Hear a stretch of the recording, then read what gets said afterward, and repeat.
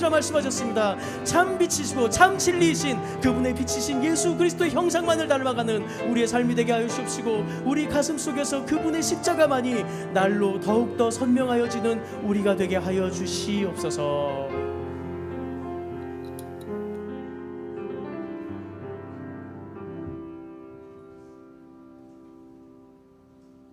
하나님 아버지 감사합니다. 오늘도 이 시간을 통하여서 주의 말씀을 듣고 그 말씀을 통하여서 하나님 앞에 어떻게 나아가야 되는지, 또 하나님께서 우리를 얼마나 사랑하시는지를 깊이 깨닫는 귀한 시간 될 수 있도록 주님 역사하여 주시옵소서.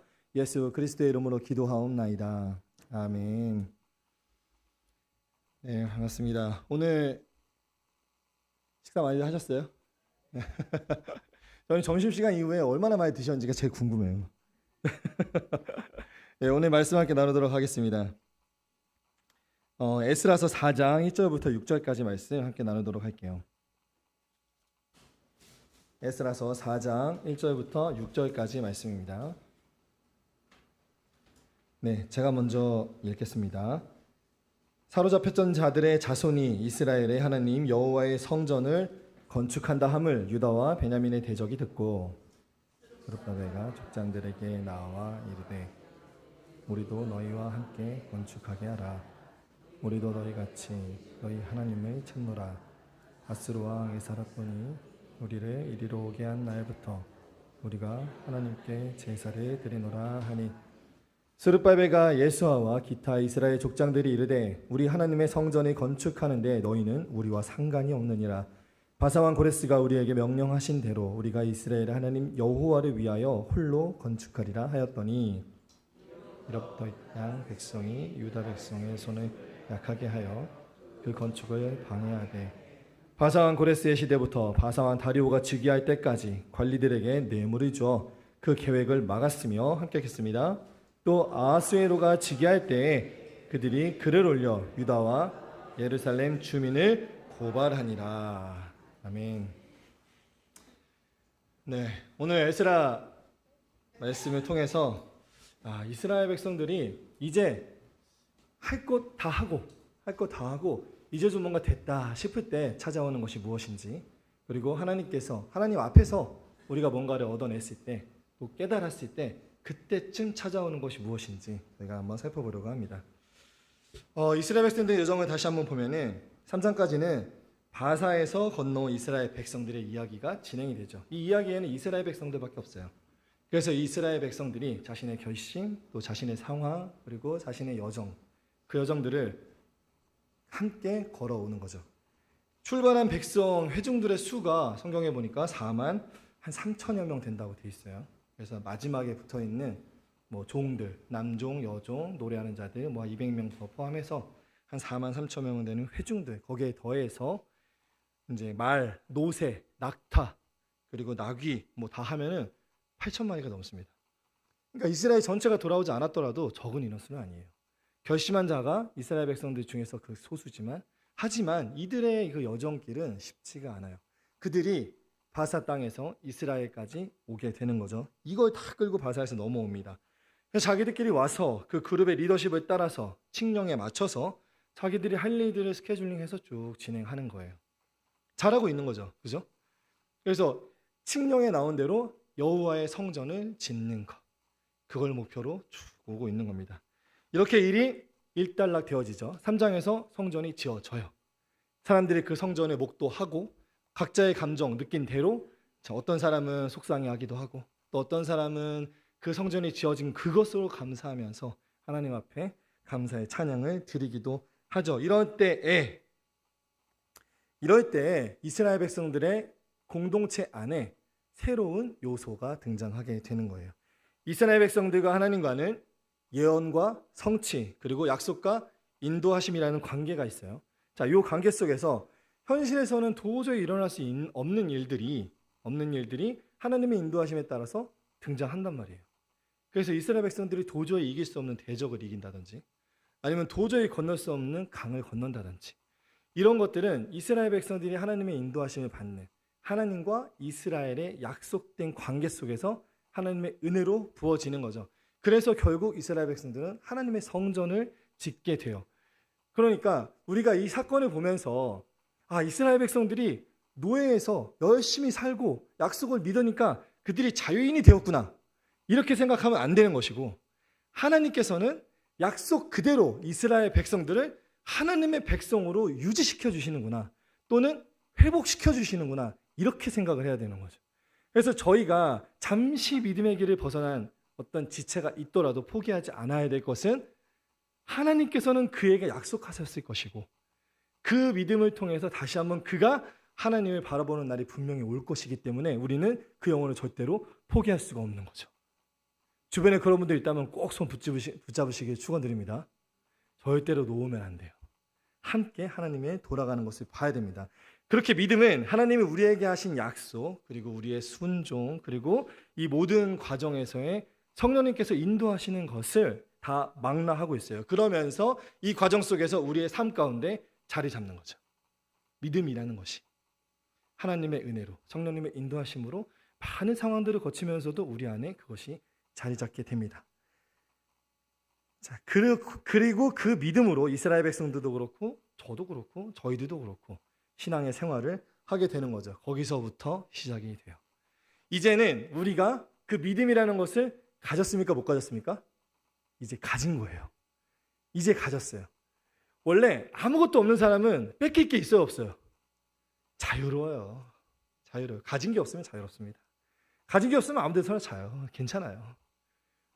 여기서 자나 거기서 자나 비슷하기 때문에 똑같아요. 제가 미국에 그 플로리다라는 동네가 있다는데, 거기에 그 다녀온 이제 어떤 집사님의 이야기를 들었는데, 거기는 누가 알바생인지 누가 거진지 구별하기가 너무 힘들대요. 저 들은 얘기라서 뭐 그냥 들은 얘기 그대로 하는 겁니다. 왜냐하면 그냥 다 반바지만 걸치고 산대요. 그리고 다 바닷가에 살고 물에 어쨌든 평생 사니까 그냥 관광객을 보면은 다가가가지고 서핑 같은 거를 가르쳐 준다 그래요. 그리고선 곧잘 가르친답니다. 그래가지고 와, 저 사람 대단하다. 그래서 상점 주인한테 물어보면 거지라고 하시더라고요. 아무것도 가진 게 없는 분인데, 근데 그냥 자유롭게 그곳에 해안에 있으니까 그 사람이 자유인인지 뭘 가지고 있는 사람인지 뭐 없는 사람인지 구별이 안 되는 거예요. 그러니까 없는 사람은 괜찮아요. 그런데 있는 사람은 준비하게 돼요. 그죠? 있는 사람은 자신의 것을 보관하기 시작합니다. 그 있는 사람들은 자신의 관리를 하기 시작해요. 우리 믿음이라는 것도 그래요. 믿음이라는 것도 우리가 가졌어요. 하나님께서 우리에게 은혜로 믿음을 주셨습니다. 예수 그리스도께서 나를 위해 십자가에 못 박히시고 부활하심으로 내가 이제 살았구나. 그리고 나서 그걸 지키면서 살아가야 되는데 이 생각을 못하는 거예요. 그냥 가진 채로 우와, 내가 이제 은혜를 입었네 하고 살면 그대로 뺏겨버려요. 오늘 이스라엘 백성들의 안에 성전이 서고요. 그 성전이 섰다는 것은 하나님 앞에 이제 제사를 드린다는 얘기예요. 하나님 앞에 이제 무릎을 꿇는다는 얘기고, 하나님을 생각할 때, 하나님 앞에 제사를 드릴 때 찾아가고 나아갈 곳이 생겼다는 겁니다. 이제 예배의 중심점이, 예배의 구심점이 생겨진 거예요. 이제 이스라엘 백성들은 예배를 하러 나아가게 되는 거죠. 그런데 오늘 등장하는 사람들이 있어요. 여러 가지 시도로 인해서 사단은 우리의 믿음을 뺏으려고 해요. 이스라엘 백성들 가운데 성전이 지어졌을 때 사단은 모든 걸 동원해서 이 성전을 무너뜨리려고 합니다. 그리고 성전 외에 다른 것들이 지어질 게 참 많죠. 근데 그런 것들을 더 이상 진행되지 않게 하기 위해서 사단은 주변의 모든 것을 동원해서 이스라엘 백성들을 방해해요. 이게 사단의 습성입니다. 여러 가지 이런 시도로 인해서 우리가 가진 믿음이나 이스라엘 백성들의 성전이나 혹은 성전 이후에 진행되어야 될 많은 스케줄들이 방해를 받을 수 있게 되는 거예요. 이제부터 조심해야 되는 거죠. 그럼 무엇이 하나님을 향한 우리의 믿음을 훼손시키고 더 나아가서 그 믿음을 빼앗기는 혹은 잃어버리게 되는 요인이 되는지 오늘 한번 살펴보려고 해요. 첫 번째로는요, 정말 중요한 건 대적을 분명하게 구별할 수 있어야 돼요. 누가 적인지 누가 아군인지, 전쟁의 기본이죠. 피하 식별. 그래서 군대에서 훈련을 하면 피하 식별을 제일 먼저 합니다. 누가 우리 편인지, 빨간 띠를 맨 사람이 우리 편인지 파란 띠를 맨 사람이 우리 편인지를 알아야 전쟁이 시작되는 거예요. 적을 모르면 전쟁이 시작될 수가 없어요. 그런데 이 대적을 분명하게 구분하는 것이 우리의 믿음을 지키는 데 정말 중요해요. 대적을 구분하지 못하면 그 대적이 우리 안에 나처럼 아군처럼 들어와서 우리의 믿음을 전부 다 찢어버립니다. 정말 무서운 거예요. 그래서 우리의 믿음이 산산조각 나는 걸 끝까지 추적해서 끝까지 확인해요. 정말 집요합니다. 오늘 4장 1절에요. 사로잡혔던 자들의 자손이 이스라엘 하나님 여호와의 성전을 건축한다 함을 듣고 유다와 베냐민의 대적이 듣고라고 돼 있어요. 분명히 정의하는 거죠. 누가 들었다고요? 대적이 들었다고 그랬어요. 그런데 이 대적들이 대적으로 저쪽에 서 있는 게 아니라 대적이 친절한 모습으로 우리 안에 들어옵니다. 나에게 찾아오는 거예요. 나에게 찾아와서 아주 친근하게 찾아와서 이 근사한 일에 내가 동참하고 싶다 이야기하는 겁니다. 누가 이걸 대적으로 알겠어요? 우리에게 다가오는 것이 전부 다 우리 편이 아니라는 것. 성경은 그걸 대적으로 말하고 있죠. 믿음을 빼앗기는 유형에는 두 가지가 있습니다. 첫 번째는요, 믿음의 주체에 대한 공격이죠. 그래서 그 주체가 가지고 있는 믿음을 변형시켜 버리는 거예요. 왜곡시켜 버리는 겁니다. 그래서 제대로 된 믿음을 알지 못하게, 우리는 예수 그리스도께서 우리를 위해서 십자가에 못 박히시고 죽으심으로 그리고 다시 부활하심으로 우리의 죄가 씻겨서 하나님과 함께 한다는 걸 알고 있죠. 그래서 우리는 그 부활에 동참하고, 그래서 우리는 믿음의 삶을 살게 됐다는 것을 분명하게 인식하고 있어요. 근데 이것을 여기저기를 사용해서 비틀어 조금씩.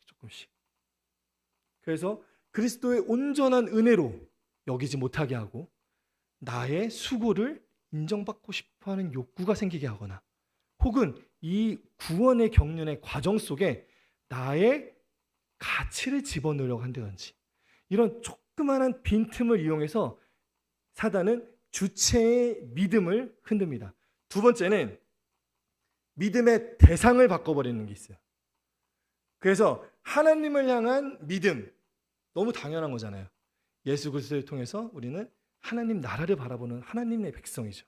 그런데 이 하나님을 바라보는 것 같은 마음을 가지고 있지만 사실은 다른 곳을 보고 있게, 다른 것을 섬기게, 이게 수천 년 동안 이스라엘을 괴롭힌 우상숭배입니다. 너무나도 하나님께서 안타까워하셨지만 수많은 왕들이 들어서서 이스라엘 백성들을 계도하려고 엄청나게 노력했지만 결국은 바꿔놓지 못했어요. 이 우상숭배, 대상을 바꾸는 거예요. 하나님을 섬기는데 저희는 하나님을 섬기는 것을 최고의 가치를 가지고 살아가고 있어요. 그걸 믿음의 삶이라고 하죠. 그런데 그 믿음의 삶이 나중에 돌아보니 아니었더라. 이 얼마나 허무한 일입니까? 사단은 이 허무함까지도 사용해서 우리를 하나님의 곁에서 무너지게 하는 거죠. 믿음을 어떻게 가지게 되었는지 중요하지 않습니다. 믿음을 얼마만큼 오랜 시간 동안 차곡차곡 쌓아서 가지고 있었는지 중요하지 않아요. 일순간에 사단은 모든 것을 무너뜨립니다. 그래서 하나님을 향한 믿음은 지금의 여러 가지 상황들로 언제든지 변형이 일어날 수 있어요. 왜냐하면 우리가 가진 죄의 소스가 너무 많거든요. 우리 안에 죄의 소스들이 너무 많아요. 자기 안에 있는 개인적인 소스들을 한번 보자면 분노 있을 수 있죠. 분노, 비교, 열등감, 우울감, 나르시시즘. 나를 보면 막 너무 좋아. 나만 보면 너무 좋아. 내가 최고야. 그럼 웃으시는 분들 조심하십시오. 그래서 권위, 허영, 사치 이런 것들이 있겠죠. 이런 것들 앞에 무너질 수 있어요. 외부적인 것으로는 뭐가 있을까요? 그 자리에, 하나님의 자리에 그것을 갖다 놓지 마라. 가장 많이 나오는 얘기, 부모, 자녀, 그렇죠? 그리고 자녀와의 관계, 나에게 찾아오는 고난, 시련, 갑작스러운 사고, 친구들과의 관계, 이것 너무 많습니다. 이런 것들 속에서 도대체 하나님은 무엇 하시는가? 이거에 다 돌아서게 되죠. 한 가지 질문으로 귀결돼요. 하나님은 도대체 무엇을 하시는가? 이것으로 전부 다 저도 수많은 사람을 보았습니다. 이유를 찾지 못하고 돌아서는 분들. 그렇게 대적을 구분하지 못하고 믿음의 핵심 요소를 지키지 못해서 믿음이 훼손되는 거예요. 저희가 로마서 말씀을 계속 듣고 있지만 하나님께서 우리에게 은혜로 주신 것을 우리는 그것을 받는 거예요. 우리의 어떠함이 중요하지 않습니다. 예수 그리스도를 통해서 우리에게 은혜로 주어진 그것을 우리는 종의 입장에서, 자녀의 입장에서 그저 받는 거예요. 이걸 지킬 수 있다면 우리는 계속 갈 수 있어요. 그런데 여기에 나는 이라는 질문이 들어가면서 수많은 문제가 생기는 거예요. 꼬입니다. 그런 정말 대표적인 사람이 한 명 있습니다. 뭐 여러 사람이 있겠지만 성경에 한 사람이 정말 볼 때마다 안타까운 사람 한 명 있어요.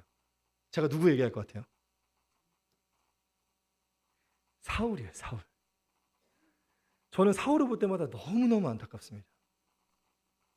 사무엘상 9장 2절에 보면요, 사울의 시작은 이래요. 기스에게 아들이 있으니 그의 이름은 사울이요 준수한 소년이라. 이스라엘 자손 중에 그보다 더 준수한 자가 없고 키는 모든 백성보다 어깨 이만큼 더 컸더라. 다윗과 유사한 표현이에요. 17절에 보면은요, 사무엘이 사울을 볼 때 여호와께서 그에게 이르시되 보라, 이는 내가 내게 말한 사람이니 이가 내 백성을 다스리라. 하나님의 백성을 맡긴다는 거예요. 그럴 만한 사람이었어요. 너무 좋은 사람이었어요. 이랬던 사울을 15장 35절에 가서는 사무엘이 죽는 날까지 사울을 다시 가서 보지 아니하였으니 이는 그가 사울을 위하여 슬픔이었고 여호와께서는 사울을 이스라엘 왕으로 삼으신 것을 후회하셨더라. 이것만큼 안타까운 일이 있을까요? 하나님께서 선택하셨고 하나님께서 기름 부으셨어요. 하나님의 백성들을 맡기셨고 하나님의 기대를 맡겼죠. 하지만 그의 인생에서 그의 여러 가지 선택이 그를 하나님 곁에서 떨어지게 한 거예요. 하나님으로 하여금 후회하게 할 만큼 믿음의 삶을 지켜내지 못했어요. 이유가 뭡니까? 11절에 나와요. 내가 사울을 왕으로 세운 것을 후회하노니 그가 돌이켜서 나를 따르지 아니하며 내 명령을 행하지 아니하였음이니라 하신지라. 사무엘이 근심하여 온 밤을 여호와께 부르짖으니라. 자연스럽지 않죠. 사무엘은 하나님 앞에 간절히 부르짖는데 하나님께서는 결론 내셨어요.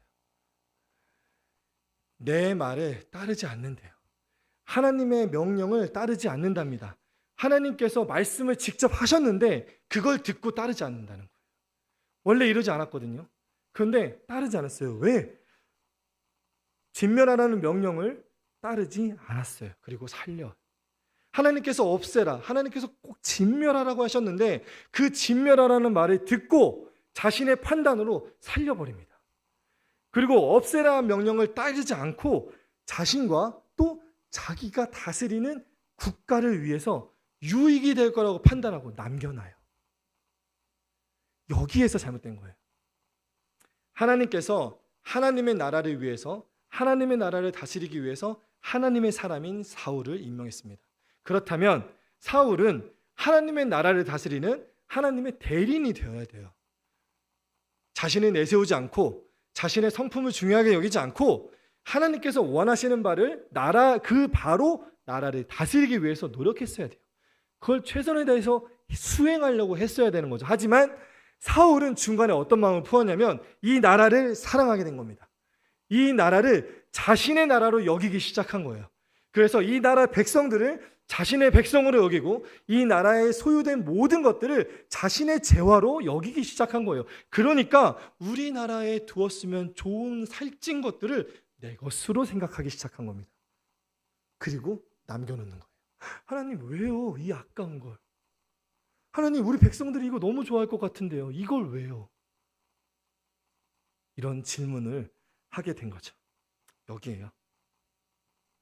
하나님을 따라 얻게 된 승리에서 하나님께서 보여주신 전리품인데 그걸 자기 판단대로 처리하게 되는 겁니다. 분명히 진멸하라고 아주 구체적이고 단순하게 이야기하셨어요.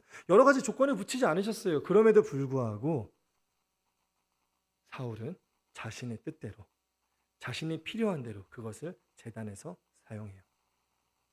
모든 상황이, 여기까지 모든 상황은 이 판단을 하기 바로 전까지만 해도 모든 상황은 하나님의 뜻대로 이루어졌어요. 흘러갔습니다. 이 상황, 이 전쟁 하나님의 것이었어요. 그리고 마지막 순간 남기고 싶은 건 내 것이면 좋겠다. 그런 것들을 마주했을 때 불순종이 들어오게 되는 거예요. 우리 삶을 이렇게 들여다봤을 때요. 바로 이 지점을 조심해야 돼요. 이 지점은요, 우리가 뭔가를 많이 얻었을 때예요. 이 지점은요, 우리가 하나님께서 나에게 이런 은혜를 주셨구나 이럴 때예요. 이런 순간입니다. 나에게 의외의 것, 내가 생각하지 못한 수확이 내게 있을 때, 나에게 분에 넘치는 승리가 있을 때, 나에게 내가 처리하지 못할 많은 것들이 안겨졌을 때, 그때 이걸 하나님께서는 뭐라고 생각하시는지를 생각해야 된다는 거죠. 그저 나한테 찾아왔다고 이걸 다 내 것으로 여기게 되는 아주 단순한 실수를 하면 안 되는 거예요. 그런데 이게 많이 하는 실수입니다. 이 마지막 순간에 하나님의 이름을 잊어버리는 거예요. 사단이 아주 정성스럽게 준비한 순간이에요. 우리의 돌아섬을 위해서, 우리가 가지고 있는 믿음의 훼손됨을 위해서 사단이 아주 공들여 준비하는 순간, 깜쪽 같은 순간, 하나님께서 다 진행해 주셨어요. 이건 하나님의 길이야. 이건 하나님께서 다 하셨어. 그리고 나에게 이게 왔네?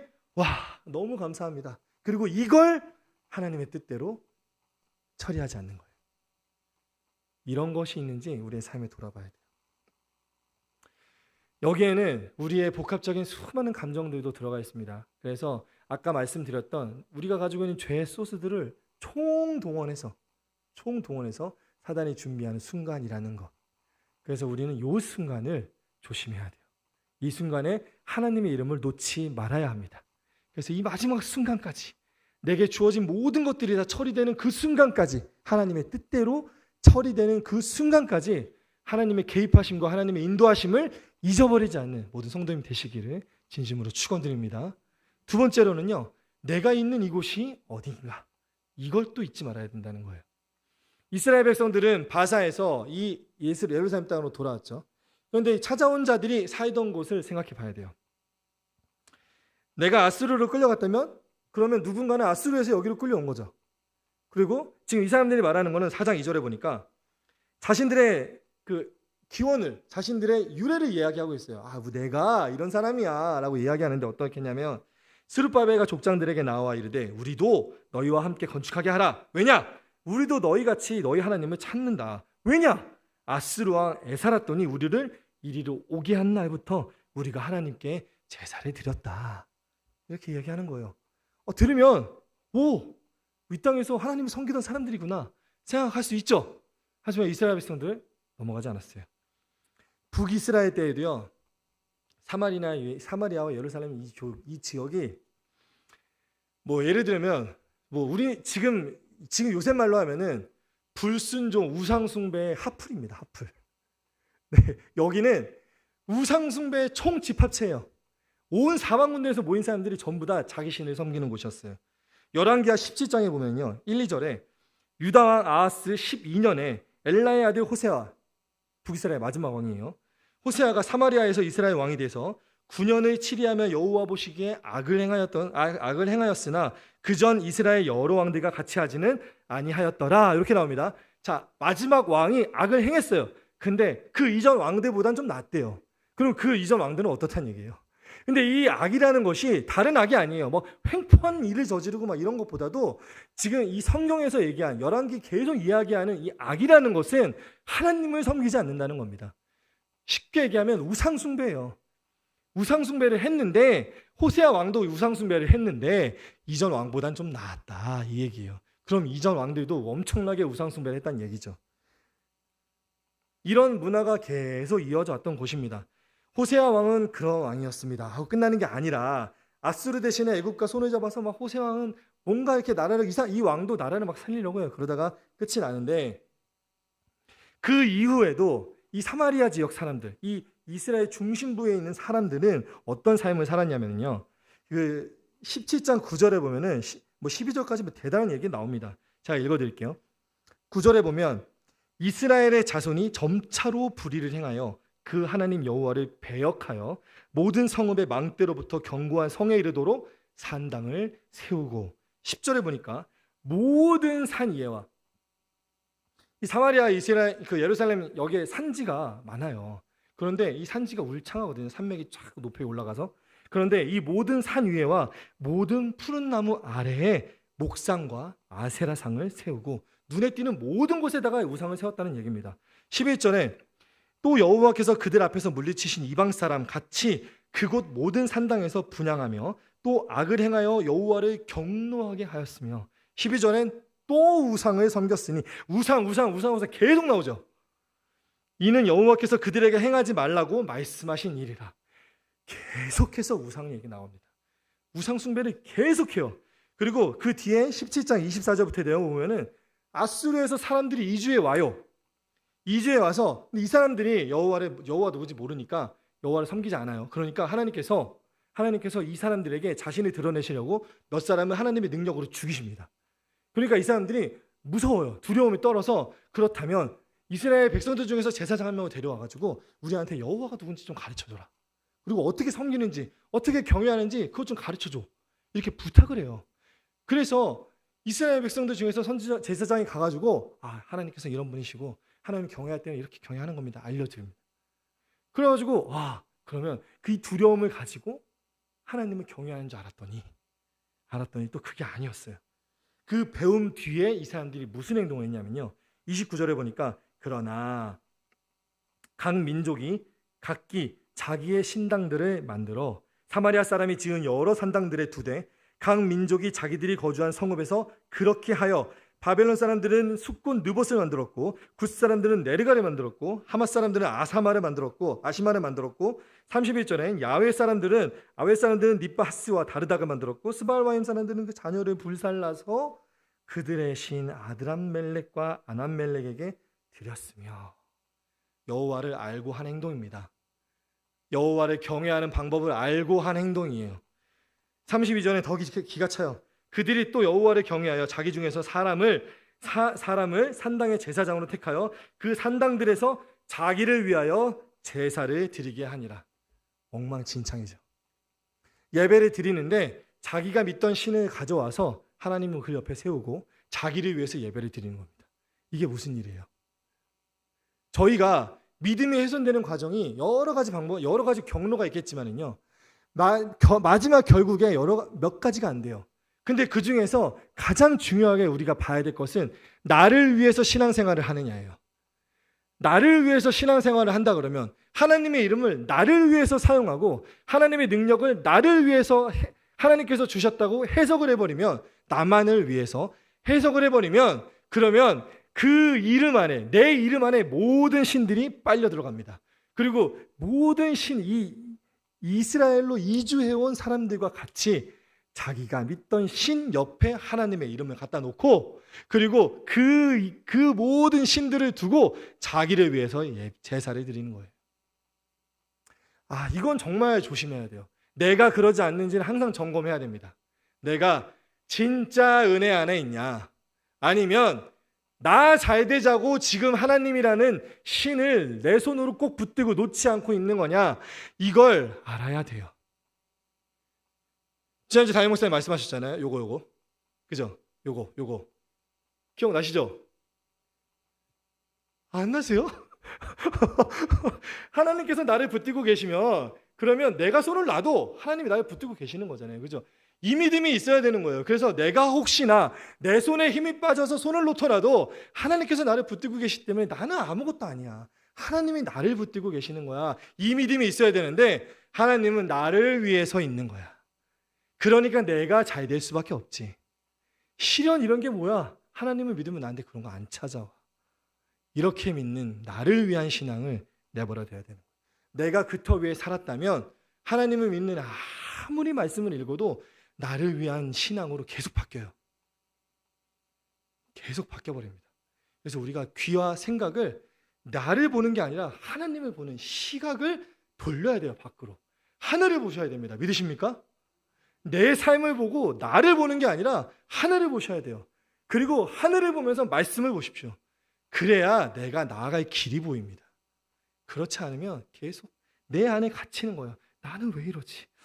뭔가 열심히 내가 신앙생활 하는데 내가 오늘 왜 여기 있는 거지? 왜 난 이 자리를 맴돌고 있는 거지? 계속 궁금하고 생각하고 이해가 안 되고 억울하고 이럴 수밖에 없는 거죠. 앞으로 나아가는 믿음, 훼손되지 않는 예수 그리스도를 온전하게 붙드는 믿음, 그 믿음으로 나아가시기를 진심으로 축원드립니다. 세 번째는요. 그래서 하나님과 상관없는 것들은 단호하게 잘라버려야 돼요. 이걸 남겨두는 게 늘 화근이에요. 늘 화근이에요.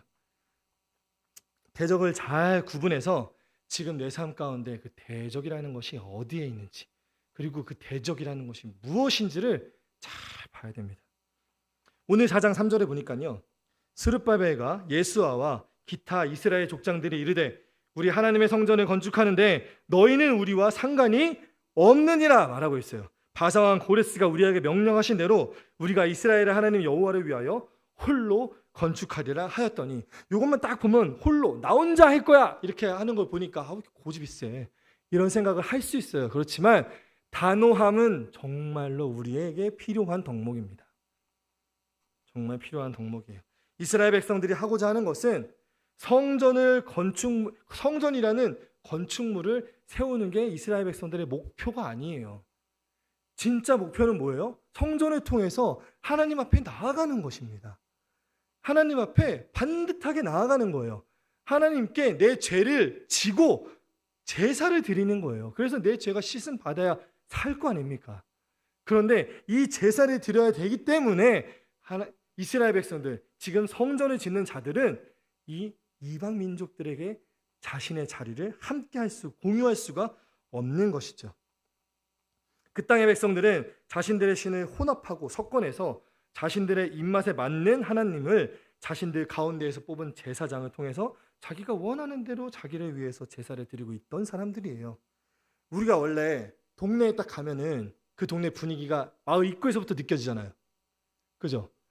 보통 이제 시골에 가잖아요. 그러면은 이제 그 동네가 뭔가 이렇게 믿음으로 신앙이 좀 있는 동네 같으면은 교회가 딱 보입니다.